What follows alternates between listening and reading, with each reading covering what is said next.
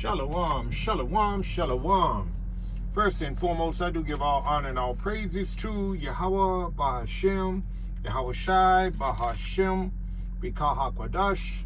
Next, double honors to the elder apostles and bishops of Great Millstone, from whom I've learned this 100% truth. Salutations to the hopeful elect who are scattered in the four corners of the earth. Again, shalom. Our brother Kapasha coming to you once again. Lord willing, it'll be an edifying lesson. All right, we already know the end of the story. From the scriptures, the Lord has given us the Holy Spirit, which is the oil, the understanding of these scriptures, starting with the head men of GMS, right on down. All right, this is 2nd Ezra 6, and let's start with 7. Then answered I and said, what shall be the parting asunder of the times, you see? Or when shall be the end of the first and the beginning of it that follow? And we know that, the end is talking about rulership here. The prophet Ezra is talking about rulership. He's asking that question to, the angel that the Lord sent, Uriel, I do believe. And he said unto me, 8 reads, and he said unto me, from Abraham unto Isaac, when Jacob and Esau were born, of him Jacob's hand held first the heel of Esau, for Esau is the end of the world, and Jacob is the beginning of it that followeth. The hand of man is betwixt the heel and the hand. Other questions, Esdras, ask thou not, because he gave him the answer that he wanted to hear. You see, he wanted to know when this captivity, when these heathen nations would no longer be ruling over, Israel, because we are the, he knew that we were the only one given the covenant, and we were the only one calling on the name of Yahweh Ba'ashem Yahweh Shai, and even in the Hebrew, you see, particularly in the Hebrew. The name Jesus, JC, wasn't even invented then.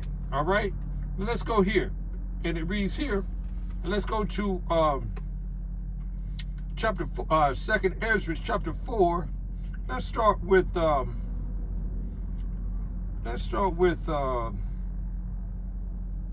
right, it's chapter 4, and let's start with chapter 4. And let's start with 22. Let's go with 22. And the Lord, and then answered I and said, I beseech thee, O Lord, let me have understanding. This is the prophet Ezra asking for understanding in chapter 4 of 2nd Ezra. You see, and he's given him the understanding of the prophecies that are going to take place. You see.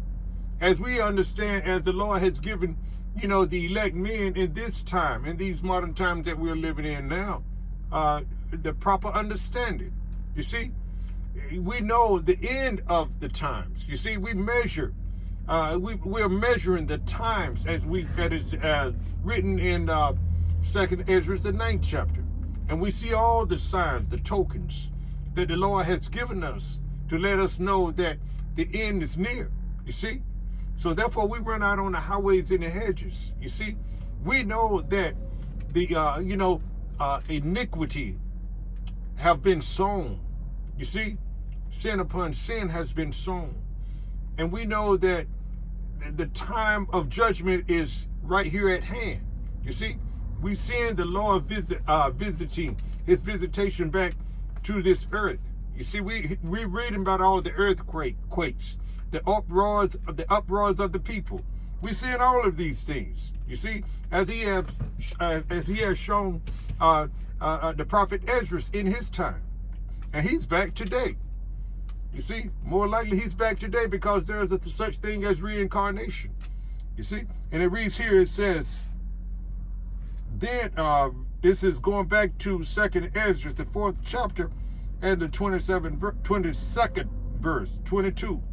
It reads, then answered I and said, I beseech thee, I beg thee, really, O Yahweh Ba'ashem Awashai, let me have understanding. Lord, Salaki. 23 reads, for it was not my mind to be curious of the high things. Reading on, it said, for it was not my mind to be curious of the high things, but of such as pass by us daily, namely, wherefore Israel is given up as a reproach to the heathen. You see? And for what cause the people whom thou hast loved is given over unto ungodly nations. You see? And that's where we are today. And why the law of our forefathers is brought to naught. You see? No one is the heathen nation is not keeping the law, statutes, and commandments. They weren't given to them. They were only given to the Lord's people. And this is why he's asking this question to the angel Uriel, to the Lord, really. But the Lord sent the angel Uriel to give him these answers. You see, it says here, Salakia. It says here, for it was not my mind to be curious of the high things, but of such as pass by us daily. Namely, wherefore Israel is given up as a reproach to the heathen. You see? And for what cause the people whom thou hast loved is given over unto ungodly nations, right? And why the law of our forefathers is brought to naught, and the written covenants, you see, the agreement, come to none effect. You see, all right, and it reads on, it says, and we pass away out of the world as grasshoppers, right? And our life is astonishment and fear, and our life is astonishment and fear, and we are not worthy to obtain mercy, because they're not showing us any mercy either among these other heathen nations. You see, and especially in this last captivity that we're in now. You see, and also too, he's pleading for Yahweh Ba'ashem Shai to have mercy on us, to get us out of this situation. You see, all right. It reads on. It says, what will then, 25 reads, 2nd Ezra, the 4th chapter, 25, 5th verse reads, what will he then do unto his name whereby we are called? You see, of these things have I asked. You see, we are called by, we are Yasharallah, he Prince of Power. You see, we like, hey, I'm Kapasha, Yasharallah. You see, Kabad, Yasharallah. You see, beautiful names like that, Hebrew names. You see, and on and on and on. You see, we are all, called by the name of Yahweh Ba'ashem Yahushua. You see, all right. And he wanted to know in the 25th verse is, he says this, ask this question, really, says this, what will he then do unto his name whereby we are called? You see, are you going to come to, what about your name? Yahweh Ba'ashem Yahushua. We are called by your name. We are your people. But yeah, we are in this, we are even in this day, at the time of Prophet Ezra in captivity. All the heathen nations are ruling over him, even in this time, his time, and even in this time as well. And he says to me, and he says, going to the 26th verse, he said, then answered he me and said, the more thou searchest, the more thou shalt marvel. You see, for the world hasted fast to pass away. You see, and cannot comprehend the things that are promised to the righteous in time to come. And it reads here, for this world is full of unrighteousness and infirmities. It is. It's full of unrighteousness. Wickedness has exceedingly, come to the full at this point. You see, and there's, people are, and a lot of, and weaknesses of this world as well. It says here, but as concerning the things whereof thou askest me, I will tell thee, for the evil is sown. Yeah, because wickedness has been sown, and it's been sown to the full. And Yahweh Shem Shai is visiting this earth which he's made. You see, to judge it. It says here, but as concerning the things whereof thou askest me, I will tell thee. You see, for the evil is sown, but the destruction thereof is not yet come.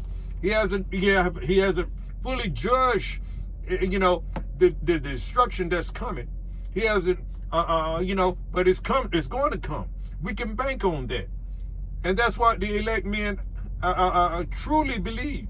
We put our faith in the Lord coming to destroy the wickedness, the evil that has been sown.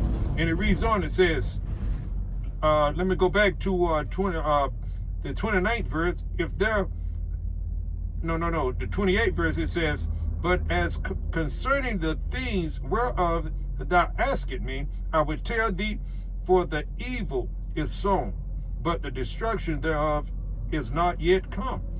If therefore that which is sown be not turned upside down, and if the place where the evil is sown pass not away, then cannot it come that is sown with good. You see? The Lord is coming back to make things right, Israel. And that's why we are here, doing this work with fear and trembling, to make our calling and election sure. You see? These are the, and the Lord says, because we understand that the wicked is going to be judged. And we know who the wicked are. It's Esau, Edom, the so-called white man. You see? As it says in Malachi 1 and 4. Let me get that. We know who the wicked is, you see? And we're going to, and the wicked is going to be judged. And that's the evil that's been sown. And he hath sown much evil. You see? As it says in, evil began to, let me get that first. That's in, let's go to First Maccabees. First Maccabees, the first chapter. And here it is. It says here, right at it. First Maccabees, and starting with the 7th verse, it says here, so Alexander reigned 12 years and then died, and his servants bare rule, every one in his place. And after his death, they all put crowns upon themselves. So did their sons after them many years, and evils were multiplied in the earth. You see? And evils were multiplied in the earth once they put crowns after Alexander, the Greek or Crete died, and his 4 generals, you see? And their sons and their sons, they put crowns on themselves. They called themselves, and then what the dukes and things of that nature, and much evil was sown. You see? So this wicked has come to a full in these end times. That's why we were living in the end of the end times. You see? Where was I going to go? I was going to bring out something else.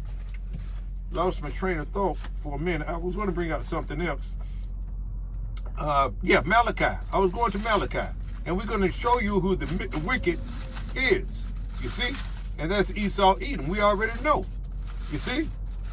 We bring these scriptures out all the time. You see? But anyway, let me get it, and let me call it and read it. All right? Turn into it right now. See, we know the end of the story. See, that's why we praying that the Lord choose us as his 144,000 or his 1/3. You see? It says here in Malachi 1 and 4, it reads, whereas Edom said, we are impoverished, you see, but we will return and build the desolate places.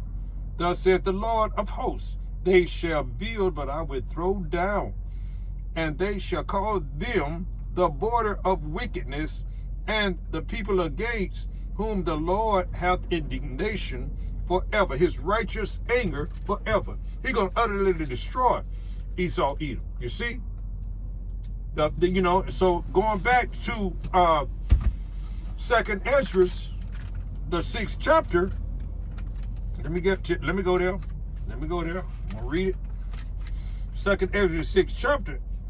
He says what? In the 9th verse, for Esau is the end of the world. You see? He's ruling now. He's at the end and he's ruling, but he's going to be put down. He said they were impoverished when they in the the 1600, but they rebuild on the back of the Lord's chosen people. You see? All right? He said, for Esau is the end of the world, and Jacob is the beginning of it that followeth. The hand of man is betwixt the heel and the hand. Other questions, Ezra, ask thou not. So, Lord willing, this was encouraging and informative in some way. Lord willing, it was. All right, so I'm going to end it right there. All right, so until the next one, Shalom.